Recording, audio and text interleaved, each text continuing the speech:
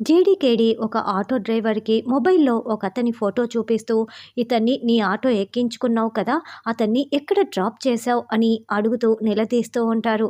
Madam, పక్కనే ఒక factory ఉంది కదా, ఆ పక్క సందులో ఒక ఇంటి దగ్గర నేను డ్రాప్ చేశాను మేడం అని అతను అడ్రస్ చెప్తాడు.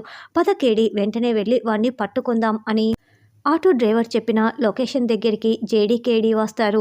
ఆ రౌడీ ఇంకొక ఇద్దరు రౌడీలతో కూర్చొని దర్జాగా మందు తాగుతూ పేకాట ఆడుకుంటూ ఉంటారు. రేయ్, ఎవర్రా వాళ్ళు ఇక్కడికి వస్తున్నారు అని ఇంకొక రౌడీ అనడంతో, ఏయ్ ఎవరు మీరంతా అని ఆ రౌడీ నిలదీస్తూ ఉంటాడు. రేయ్, అన్యాయంగా 34 మంది ప్రాణాలని పొట్టన పెట్టుకొని ఇక్కడ ఏమీ తెలియనట్లు కూర్చొని ఎంజాయ్ చేస్తున్నావా అంటూ జీడీకేడి అతన్ని చితక్కొడుతూ ఉంటారు. మిగతా రౌడీలు కూడా విరుచుకుపడడంతో వాళ్ళ ముగ్గురిని కూడా చితక్కొట్టి అరెస్ట్ చేసి తీసుకువెళ్తారు. ఇక అతన్ని మీడియా ముందు నిలబెట్టి ప్రెస్ మీట్ పెడతారు. మొన్న గుడిలో జరిగిన బాంబు పేలుళ్ల కేసులో ముఖ్య నిందితుడైన జయరాంని జేడీకేడీ అండ్ టీం పట్టుకున్నారు. ఇతనే అతను అని మీడియా ముందు నిలబెట్టి సాధు నాయక్ సార్ అందరికీ చెప్తూ ఉంటే మీనన్కి విషయం తెలిసి కోపంతో రగిలిపోతూ ఉంటాడు.